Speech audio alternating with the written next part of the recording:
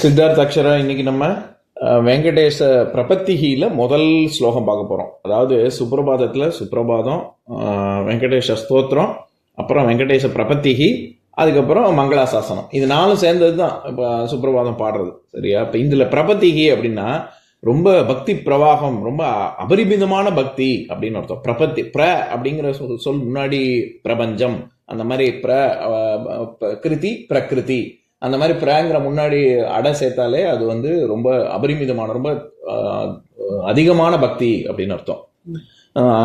அக்ஷரா, ஸ்ரீராம ராம ராமேதி 3 தடவை சொல்றியாமா? ஸ்ரீராம ராம ராமேதி ரமே ராமே மனோரமே சஹஸ்ரநாம தத்துல்யம் ஸ்ரீராம நாமோரானனே. ஸ்ரீராம ராம ராமேதி ரமே ராமே மனோரமே சஹஸ்ரநாம தத்துல்யம் ஸ்ரீராம நாமோரானனே. ஸ்ரீராம ராம ராமேதி ரமே ராமே மனோரமே சஹஸ்ரநாம தத்துல்யம் ஸ்ரீராம நாமோரானனே. சரி, முதல்ல இந்த பிரபத்திகில முதல் ஸ்லோகம் படிக்கிறேன், அப்புறம் நம்ம பொருள் பார்க்கலாம். ஈசானாம் ஜகதோஸ்ய வெங்கடபதேர் விஷ்ணு பராம் பிரேயசீம் தத் வக்ஷஸ்தல நித்யவாச ரசிகாம் தத் சாந்தி சம்வர்தினீம் பத்மாலங்கிருத பாணி பல்லவ யுகாம் பத்மாசனஸ்தாம் ஸ்ரீயம் வாத்சல்யாதி குணோஜ்வலாம் பகவதீம் வந்தே ஜெகன்மாதரம். இதுதான் ஸ்லோகம். ஈசானாம், பொதுவாகவே ஈசன்னா சிவனை தானே குறிக்கும். இந்த இடத்துல கடவுள்னு அர்த்தம் இருக்கு, இந்த இடத்துல விஷ்ணுவை குறிக்குது. சரியா? ஈசானாம் ஜெகதோசிய, ஜெகம்னா என்னது? உலகம். ஜெகம்னா உலகம், ஜெகமே தந்திரம் அப்படின்லாம் படம் இருக்கே. ஜெகதோசிய வெங்கடபதேர் விஷ்ணு பராம்பிரேயசிம். இந்த ஸ்லோகம் முழுக்க முழுக்க லக்ஷ்மியை பத்தி வர்ணிக்கிற ஸ்லோகம். சரியா? இதுல இந்த ஜெகத்துக்கு ஜெகன் மாதா, அதனாலதான் இந்த ஸ்லோகம் முடியும் பொழுது வந்தே ஜெகன் மாதரம், உனக்கு வந்தே வந்தே மாதரம் அப்படின்னு சொல்றோம்ல. அந்த காலத்துல இது பிரிட்டிஷர்ஸுக்கு எதிர்த்து போராடும் பொழுது வந்தே மாதரம் அப்படின்னு தான் சொன்னாங்க. பாரத மாதா கி ஜெய் அப்படின்னு. அதாவது பாரத மாதாவே உனக்கு எங்களுடைய வாழ்க வாழ்க பாரதம் அப்படின்னு சொல்றோம்ல, வணக்கங்கள் அப்படின்னு. வந்தே அப்படின்னாலே அதுதான் அர்த்தம். வந்தே ஜெகன் மாத்திரம், ஜெகத்துக்கே நீதான் மாதா அப்படின்னு சொல்றாங்க. அதனால இங்க ஈசானாம் ஜெகதோசிய வெங்கடபதேர் விஷ்ணு பராம்பிரேயசீம். பராம்பிரேயசீம்னா ரொம்ப விஷ்ணுவுக்கு ரொம்ப பிடித்தமானவளே அப்படின்னு அர்த்தம். லக்ஷ்மியை சொல்றாங்க. தத்வக்ஷஸ்தல நித்யவாச ரசிகாம். எங்க லக்ஷ்மி எங்க குடிகொண்டிருக்கா? லக்ஷ்மி எங்க இருப்பா?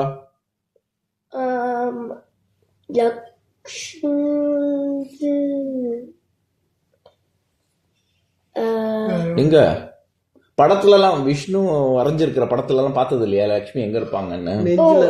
ஆமா, மார்பிள் இருப்பாங்க. தத் வக்ஷஸ்தல, வக்ஷஸ்தலனா மார்பிள் இருக்கக்கூடியவளே. நித்திய வாச ரசிகம். வாசம்னா என்ன சொல்லியிருக்கேன் நான்? வாசனை, வாசனன்னு ஒரு அர்த்தம். இன்னொன்னு துர்வாசகர், வசந்த காலம், அதெல்லாம் சொல்லும் பொழுது சொன்னேனே ஸ்ரீனிவாஸ். நல்லதெல்லாம் இல்ல. வாசம், நிவாஸ், வாஸ், நிவாஸ், ஸ்ரீனிவாஸ் அப்படின்லாம் பிரிச்சு சொன்னேனப்பா, ஞாபகம் இல்லையா? வாசம் கொண்ட துர்வாசம்னா கூட இருக்க முடியாது, வாசம் வசிக்கிறதுன்னு அர்த்தம். சரியா? எங்க வசிக்கிறாளாம்?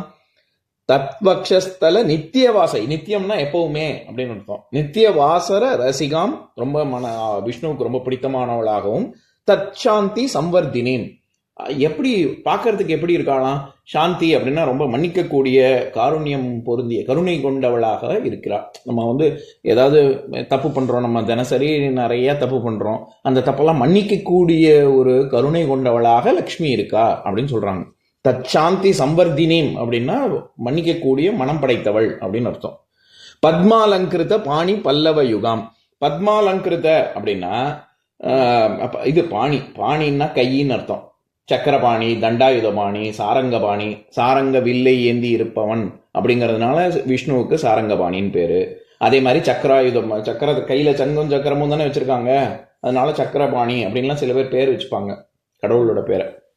அந்த மாதிரி இந்த இடத்துல என்ன பாணி? பத்மாலங்கிருத பாணி. கை வந்து நான் சொல்லியிருக்கேன்ல, கையையும் தாமரன்னு சொல்லுவாங்க, பாதத்தையும் தாமரன்னு சொல்லுவாங்க, எல்லாத்தையுமே தாமரன்னு சொல்றாங்கல்ல. அந்த மாதிரி இங்க கை ரொம்ப அழகிய கைகள், லக்ஷ்மியோட கைகள் சொல்றாங்க. பத்மாலங்கிருத பாணி பல்லவ யுகாம், அது ரொம்ப அழகியான தாமரை போன்ற கைகள். பத்மாசனஸ்தாம் ஸ்ரீயம், எங்க உட்கார்ந்துருக்காங்க? ஆசனம்னா உட்கார்றது, அதனாலதான் நம்ம யோகாசனத்துக்கு சொல்றோம்ல, இந்த போஸ்டர் அந்த போஸ்டர்லாம் சொல்றோமே. ஆசனம்னாலே உட்கார்றதுன்னு அர்த்தம்.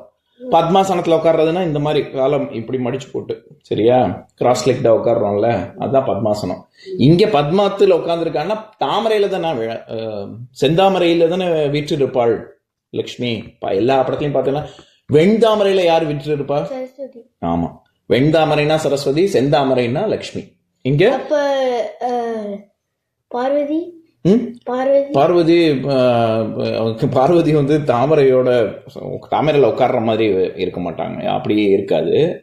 இவங்க 2 பேருக்கும் தான் தாமரைய அடையாளமா சொல்லுவாங்க, சரியா. பத்மாசனஸ்தாம் ஸ்ரீயம், ஸ்ரீன்னாலும் லக்ஷ்மி தான். அப்படி தாமரையில் உட்கார்ந்து இருப்பாள். வாத்சல்யாதி குணோஜ்வலாம், அவளுடைய குணம் எப்படிப்பட்டது? குணோஜ்வலாம், வாத்சல்யாதி குணோஜ்வலம். வாத்சல்யம் அப்படின்னாலே ரொம்ப அன்பும் அருளும் கொண்டவள் அப்படின்னு அர்த்தம். வாத்சல்யா, வத்சலா அப்படின்னு சில பேர்லாம் பேர் வச்சுப்பாங்க, பொண்ணோட பேர், சரியா.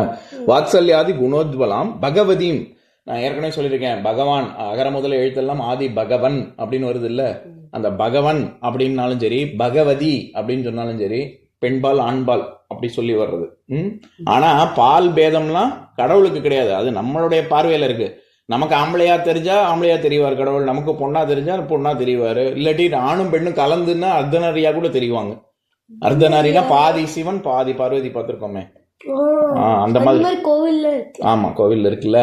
நம்ம எப்படி பாக்குறோமோ அதனாலதான் கல்லுலயும் கண்ணப்ப நாயனார் கடவுளை பார்த்தார்ல, அந்த மாதிரி இங்க என்ன குணம் இருக்கு அவங்களுக்கு? வாத்சல்ய குணம் இருக்கு. பகவதியும், எதுக்கு இதை சொல்ல வந்தேன், இந்த இடத்துல பகவதியும் வந்தே ஜெகன் மாத்திரம்னா அப்ப ஆம்பளையா பொம்பளையா கடவுள் அப்படின்லாம் கேட்க கூடாது. நம்ம எப்படி பாக்குறோமோ அப்படி தெரிவாரு. இப்போ இப்போ பிரம்மர் பாக்கணும்னா பிரம்மரும் சரஸ்வதியும் தெரியுவாங்க. ஆமா, நீ அவங்களையும் அப்படியே சரஸ்வதியும் கூட்டிட்டு வந்துருங்க அப்படின்னு நீ பிரம்மர்கிட்ட வேண்டின்னு நீ கடவுளை நினைச்சேன்னா சரஸ்வதியும் தெரியவா. இல்ல நீங்க மட்டும் வாங்க, இப்போதைக்கு நான் அப்புறம் சரஸ்வதி அப்புறம் தனியா 1-on-1 அப்பாயின்மெண்ட் வச்சுக்கிறேன் அப்படின்னு சொல்லி சொன்னீங்கன்னா பிரம்மா மட்டும் வருவாரு. நீ நினைக்கிறபடிதாம்மா வருவாங்க. எனக்கு கருடன்ல விஷ்ணு தெரியணும் அப்படின்னு சொன்னா கருடன்ல வருவாரு. தனியா அவங்க 2 பேரும் வந்தா தனியா ஒரு ஆள், தனியா ஒரு ஆள், அந்த மாதிரி வந்தா ஆமா, அவங்க தனியாவும் வருவாங்க, சேர்ந்தும் வருவாங்க. நம்ம நினைக்கிறது தான் சொல்றேனே, நம்மளோட மூளை. ஏன்னா அதாவது முதல்ல நம்மளுடைய சிற்றறிவை வச்சு கடவுளை முழுசா உணரவே முடியாது. கடவுள் அவன் அருளாலே அவன் தாழ் பணிந்து அப்படின்னு தான் சொல்றாங்க. கடவுளுடைய கருணையை வச்சுதான் நம்மளே கடவுளை உணர்றோம், புரிஞ்சுதா? அதனால நம்ம எப்படி நினைக்கிறோம் அப்படிங்கறதே கடவுள்கிட்ட நீ வாப்பா அப்படின்னு நம்ம கேட்கிறோம்ல, அப்போ அவர் அருள் புரிவார், சரியா. சரி, இப்போ ஸ்லோகத்தை சொல்றேன், என் கூட சேர்ந்து திருப்பி சொல்றீங்களா? ஈஷானாம் ஜெகதோஸ்ய வெங்கடபதேர் விஷ்ணு பராம் பிரேயசீம் தத்வக்ஷஸ்தல தத்வக்ஷஸ்தல இன்னொரு தடவை சொல்லு. தத்வக்ஷஸ்தல, நீ சொல்லுமா. தத் வக்ஷஸ்தல நித்யவாச ரசிகாம் தச்சாந்தி சம்வர்தினீம் பத்மாலங்கிருத பாணி பல்லவ யுகாம் பத்மாசனஸ்தாம் ஸ்ரீயம் வாத்சல்யாதி குணோஜ்வலாம் பகவதீம் வந்தே ஜெகன்மாதரம். சரி, இன்னொரு நாள் இன்னொரு ஸ்லோகம் பார்க்கலாம்.